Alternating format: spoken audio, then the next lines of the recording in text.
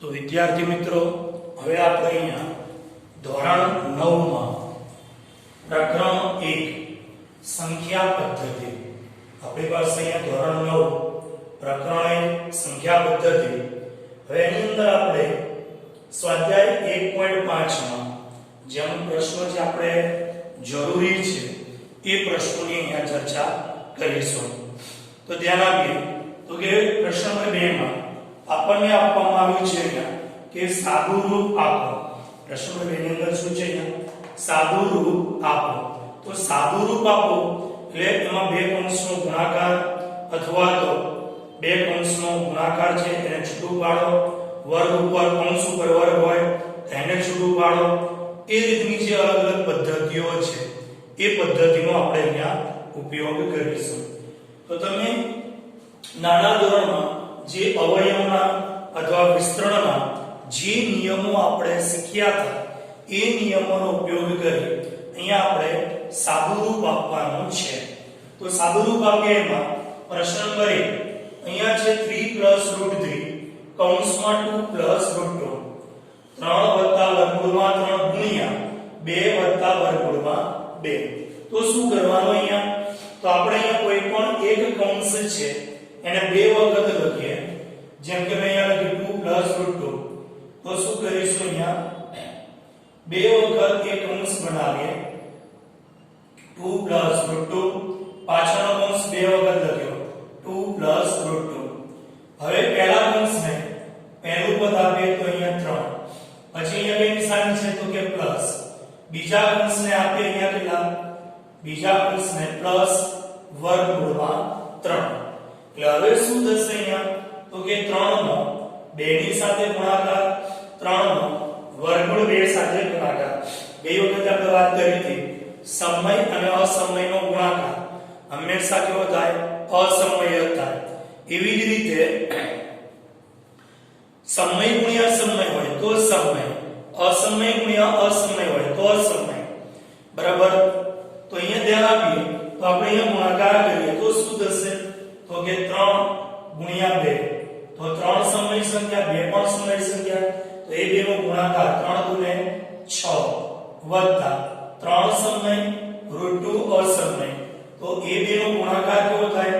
તો કે 3 વર્ગમૂળમાં 2 વત્તા વર્ગમૂળ 3 અને 2 નો ગુણાકાર તો કે 2 વર્ગમૂળમાં 3 વત્તા વર્ગમૂળ 3. સમજો કે વર્ગમૂળ 3 નો 2 સાથે ગુણાકાર, વર્ગમૂળ 3 નો વર્ગમૂળ 2 સાથે ગુણાકાર. તો આપણી પાસે વર્ગમૂળ 3 ગુણ્યા વર્ગમૂળ 2 તો કેટલા થશે? તો કે વર્ગમૂળ 3 ગુણ્યા વર્ગમૂળ 2 તો 3 × 6. બંને અસમય સંખ્યા છે તો અસમયનો અસમય સાથે ગુણાકાર થાય અને બંને વર્ગમૂળ વાળી સંખ્યા છે તો 3 × કેટલા થશે? અહીંયા 6. તો વર્ગમૂળમાં 6. હવે આની અંદર સજાતીય પદો જોવાના. જો સજાતીય પદો હોય તો સરવાળા બાદબાકી કરવાના. તો આપણી પાસે અહીંયા વર્ગમૂળ 2 છે તો અહીંયા ક્યાંય વર્ગમૂળ 2 વાળું પદ છે નહીં, તો એનો સરવાળો થઈ શકશે નહીં. એવી રીતે વર્ગમૂળ 3 તો બીજું કોઈ પણ પદ આપણી પાસે વર્ગમૂળ 3 છે નહીં તો એનો પણ સરવાળો થઈ શકશે નહીં. એવી રીતે વર્ગમૂળ 6 અહીંયા 6 છે પણ વર્ગમૂળમાં નથી એટલે આ સમય છે ને આ કેવા છે? અસમય. તો એ બે નો પણ સરવાળો બાદબાકી થઈ શકશે નહીં. તો આપણો જવાબ શું થયો? તો કે 6 વત્તા 3 વર્ગમૂળ 2 વત્તા 2 વર્ગમૂળ 3 વત્તા વર્ગમૂળ 6. એ આપણો શું થઈ ગયો? અહીંયા જવાબ બની ગયો. એટલે આપણો જવાબ આ રીતે જણાશે. એવી રીતે બીજી રકમ છે આપણી પાસે. શું છે અહીંયા? તો કે 3 વત્તા વર્ગમૂળ 3 3 માઈનસ વર્ગમૂળ 3. હવે અહીંયા તમે જો આપણી પાસે તો અહીંયા બી તમે આનો કરી શકો અથવા એવું ન કરવું હોય તો તમે 8મા ધોરણમાં જે નિયમ આવતો હતો કે બે કૌંસ સરખા અને જો વિરોધી હોય, બે કૌંસ કેવા હોય? સરખા અને વિરોધી હોય તેનો જવાબ શું થાય? ખાલી કૌંસનો વર્ગ ઓછા ખાલી કૌંસનો વર્ગ. તફાવતની રીત આપણી પાસે તફાવતની રીત 8મા ધોરણમાં આવી ગઈ. બંને કૌંસ સરખા અને જો નિશાની વિરોધી હોય તો આપણી પાસે ખાલી કૌંસનો વર્ગ ઓછા ખાલી કૌંસનો વર્ગ. તો સીધે સીધો આપણને જવાબ મળે અહીંયા બંને કૌંસ સરખા નતા, આપણી પાસે જે પહેલો દાખલો આવ્યો એમાં બંને કૌંસ સરખા નતા એટલે આપણે શું કર્યું, બંને કૌંસનો ગુણાકાર કર્યો. અહીંયા તમારી પાસે બે કૌંસ સરખા અને નિશાની વિરોધી છે તો આપણે શું કરી શકીએ અહીંયા, તો કે પહેલા કૌંસનો વર્ગ માઈનસ બીજા કૌંસનો વર્ગ. તો પહેલા કૌંસમાં શું અહીંયા 3, બીજા કૌંસમાં શું વર્ગમૂળ 3. તો 3 નો વર્ગ કેટલો થાય 9 માઈનસ √3 નો વર્ગ કેટલો થાય 3. તો 9 માંથી 3 જાય તો કેટલા મળે 6. તો આપણો જવાબ કેટલો થયો 6. એવી રીતે આ દાખલામાં પણ એવું છે, તમે જો બંને કૌંસ કેવા છે સરખા અને નિશાની કેવી છે વિરોધી. આની જેમ જ છે, અહીંયા પણ બે કૌંસ કેવા છે સરખા અને નિશાની કેવી હતી વિરોધી, પ્લસ અને માઈનસ. અહીંયા બી માઈનસ અને પ્લસ. તો આની માટે બી શું લખાય આપણી પાસે, તો કે પહેલા કૌંસનો વર્ગ માઈનસ બીજા કૌંસનો વર્ગ. તો પહેલા કૌંસમાં કેટલા વર્ગમૂળ 5, બીજા કૌંસમાં વર્ગમૂળ 2. તો વર્ગમૂળ 5 નો વર્ગ કેટલો થાય 5 માઈનસ વર્ગમૂળ 2 નો વર્ગ કેટલો થાય 2. 5 માંથી 2 જાય તો 3. તો આપણો જવાબ અહીંયા કેટલો આવ્યો 3. હવે તમે અહીંયા જો કે આ રકમ છે એમાં શું આપ્યું છે, તો કે કૌંસ ઉપર વર્ગ. તો કૌંસ ઉપર વર્ગ હોય ત્યારે આપણે શું કરતા હતા, તો યાદ કરીએ ખાલી કૌંસનો વર્ગ, અહીંયા પ્લસ હોય તો પ્લસ, સૂત્રનો કરતા 2 ખાલી કૌંસ ગુણ્યા ખાલી કૌંસ વત્તા ખાલી કૌંસનો વર્ગ. કૌંસની ઉપર વર્ગ હોય ત્યારે આપણે આ રીતે સાદું રૂપ એનું આપતા. તો અહીંયા શું આવે પહેલા કૌંસમાં, તો કે વર્ગમૂળ 5, છેલ્લા કૌંસમાં શું આવે વર્ગમૂળ 2, અહીંયા શું આવે વર્ગમૂળ 2 અને અહીંયા આવે વર્ગમૂળ 5. તો વર્ગમૂળ 5 નો વર્ગ કેટલો થાય 5 વત્તા અહીંયા બે વર્ગમૂળ 5 ગુણ્યા વર્ગમૂળ 2 તો વર્ગમૂળમાં 10 વત્તા વર્ગમૂળ 2 નો વર્ગ કેટલો થાય 2. તો 5 વત્તા 2 તો કેટલા લખાશે અહીંયા, તો કે 7 વત્તા 2 વર્ગમૂળમાં 10, જેને આપણે શું કહીએ અહીંયા સાદુરૂપ આપ્યો ગણાય. તો અહીંયા સાદુરૂપમાં પહેલો નિયમ આવ્યો બે કૌંસનો ગુણાકાર, બીજો નિયમ આવ્યો કૌંસ સરખા હોય નિશાની વિરોધી હોય તો પહેલા કૌંસનો વર્ગ માઈનસ બીજા કૌંસનો વર્ગ. જો કૌંસ ઉપર વર્ગ આવે તો ખાલી કૌંસનો વર્ગ, પ્લસ હોય તો પ્લસ, માઈનસ હોય તો માઈનસ, છેલ્લે તો પ્લસ જ આવે. એટલે ખાલી કૌંસનો વર્ગ પ્લસ સૂત્રનો કરતા 2 ખાલી કૌંસ ગુણ્યા ખાલી કૌંસ વત્તા ખાલી કૌંસનો વર્ગ. એ નિયમની મદદથી આપણે આ દાખલાઓ અહીંયા ગણ્યા, જેને સાદુરૂપ કહેવાય. હવે જે પ્રશ્ન છે અહીંયા છેદનું સમયકરણ કરો. છેદનું સમયકરણ કરો મતલબ શું કે અહીંયા છેદમાં જે અસમય સંખ્યા છે એની જગ્યાએ સમય સંખ્યા લાવવાની. છેદમાં કેવી સંખ્યા છે વર્ગમૂળ 7 અસમય સંખ્યા છે, અહીંયા વર્ગમૂળ 7 ઓછા વર્ગમૂળ 4 અસમય સંખ્યા છે. તો આપણે ત્યાં કેવી સંખ્યા લાવવાની, અસમયની જગ્યાએ સમય સંખ્યા લાવવાની. અસમયની જગ્યાએ કેવી લાવવાની, સમય સંખ્યા લાવવાની. તો એ સમય સંખ્યા લાવવા માટે શું કરવું પડે, તો તમે એક વસ્તુ અહીંયા વિચારો કે આપણી પાસે જોઈએ 3 વત્તા વર્ગમૂળ 3 અસમય સંખ્યા હતી. હવે એને સમય કરવા માટે શું ગુણાયું 3 માઈનસ √3. એવી રીતે અહીંયા √5 √2 અસમય સંખ્યા હતી, એને કોની સાથે ગુણ્યા √5 √2 સાથે ગુણ્યા તો સમય મળ્યો કે નહીં. તો અહીંયા પણ આપણે એવું જ કરવાનું કે જે છેદમાં સંખ્યા આપેલી હોય એની અનુબદ્ધ સંખ્યા વડે અંશ અને છેદને ગુણવાના. શું કરવાનું, એની અનુબદ્ધ સંખ્યા વડે અંશ અને છેદને ગુણીશું તો આપણને છેદમાં સમય સંખ્યા મળશે. જેમ કે અહીંયા છેદમાં કેટલા છે વર્ગમૂળ 7, તો વર્ગમૂળ 7 ની અનુબદ્ધ સંખ્યા કઈ, તો કે વર્ગમૂળ 7 જ થાય. તમે શું જોયું કે વર્ગમૂળ 7 ને હું કોના વડે ગુણું તો મને 7 મળે, સમય મળે. તો વર્ગમૂળ 7 ને હું વર્ગમૂળ 7 સાથે ગુણીશ તો જ મને 7 મળશે.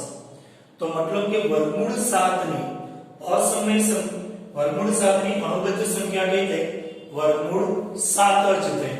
તો એવી રીતે અહીંયા વર્ગમૂળ 7 છે તો આપણે એને અનુબદ્ધ સંખ્યા વડે ગુણીએ તો શું કરવાનું, તો કે 1/માં વર્ગમૂળ 7, તો એને આપણે ઉપર નીચે વર્ગમૂળ 7 વડે ગુણીશું તો વર્ગમૂળ 7 ગુણ્યા વર્ગમૂળ 7 તો શું થઈ જાય આપણી પાસે છેદમાં વર્ગમૂળ 7 નો વર્ગ અને ઉપર વર્ગમૂળ 7 તો આપણી પાસે અહીંયા શું મળ્યું કે વર્ગમૂળ 7 છેદમાં વર્ગમૂળ 7 નો વર્ગ કેટલો થાય 7 તો 7 એ છેદમાં સમય સંખ્યા થઈ ગઈ આપણી પાસે છેદમાં શું જોઈએ સમય સંખ્યા અંશમાં ભલે અસમય આવે તે ચાલે પણ છેદનું સમીકરણ છે કોનું સમીકરણ છે છેદનું તો છેદમાં આપણે સમય સંખ્યા જોઈએ અને છેદમાં સમય સંખ્યા લાવવા માટે આપણે અનુબદ્ધ સંખ્યા વડે ગુણવાનું એવી રીતે અહીંયા એકના છેદમાં શું છે વર્ગમૂળ 7 ઓછા વર્ગમૂળ 6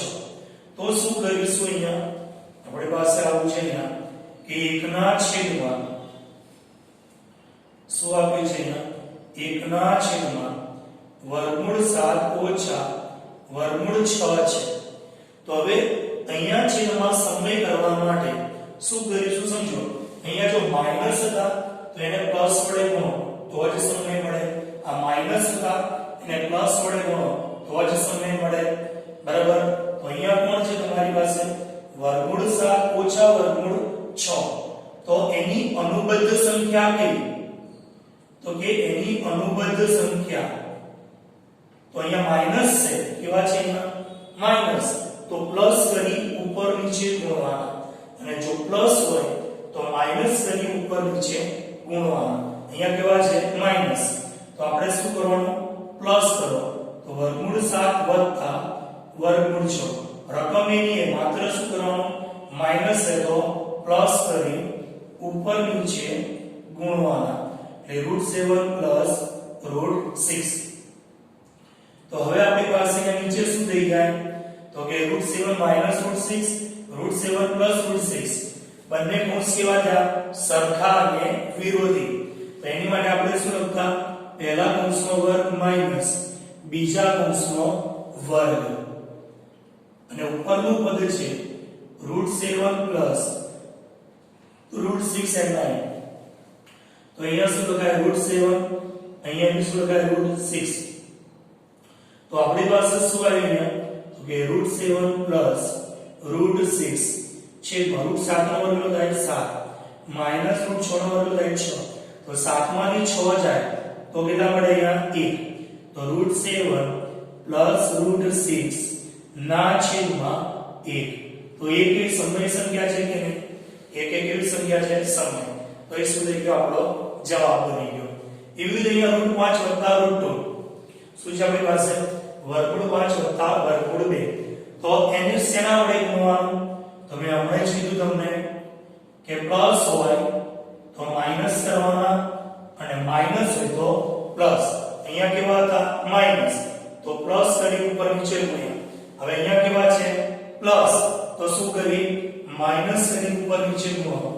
તો શું લખાય અહીંયા વર્ગમૂળ 5 ઓછા વર્ગમૂળ 2 છેદમાં વર્ગમૂળ 5 ઓછા વર્ગમૂળ 2 સમજ પડ્યા કે હવે શું થશે અહીંયા તમારી પાસે તો કે ઉપર અંશમાં વર્ગમૂળ 5 ઓછા વર્ગમૂળ 2 છેદમાં પહેલાનો વર્ગ માઈનસ બીજાનો વર્ગ તો પહેલામાં કેટલા અહીંયા વર્ગમૂળ 5 અહીંયા કેટલા વર્ગમૂળ 2 તો તમારી પાસે અહીંયા શું થશે તો કે વર્ગમૂળ 5 ઓછા વર્ગમૂળ 2 છેદમાં વર્ગમૂળ 5 નો વર્ગ 5 માઈનસ વર્ગમૂળ 2 નો વર્ગ કેટલો થાય 2 તો 5 માંથી 2 જાય તો કેટલા મળે 3 તો આપણી પાસે અહીંયા આવે √5 - √2 છેદમાં 3 એવી સમય સંખ્યા થઈ ગઈ તો એવી રીતે અહીંયા આપણી પાસે કેટલા છે તો કે 1/√7 - 2 કેટલા છે અહીંયા 1/√7 - 2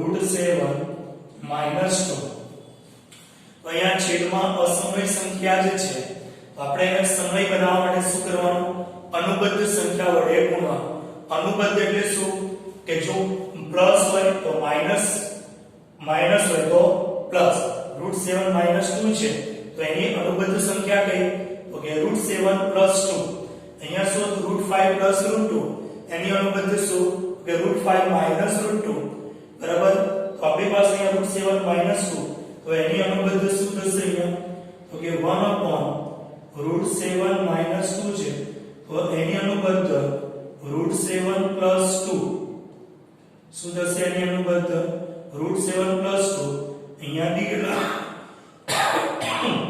√7 + 2 એટલે આપણી પાસે અહીંયા એની અનુબદ્ધ સંખ્યા આવી ગઈ. માઈનસ છે તો પ્લસ વડે ઉપર નીચે ગુણ્યા, બરાબર? આ ઉધરસ આવે છે થોડી, એ કોરોના નથી તો ટેન્શન નહીં લેવાનું. અહીંયા આપણી પાસે √7 + √2 વડે ઉપર નીચે ગુણ્યા. તો હવે અહીંયા શું થશે?